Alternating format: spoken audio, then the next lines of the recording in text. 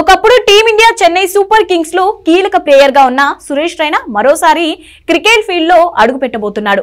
ఈసారి Indian veteran premier league లో భాగంగా ఉత్తరప్రదేశ్ జట్టుకు నాయకత్వం వహించనున్నాడు. అయితే ఈ టీం కు కూడా రైనా ఎల్లో జెర్సీలో బరిలోకి దిగుతున్నాడు. అంతర్జాతీయ క్రికెట్ గుడ్ బై చెప్పిన తర్వాత రైనా ఐపీఎల్ లో చైనా సూపర్ కింగ్స్ కు ప్రాతినిధ్యం వహించారు.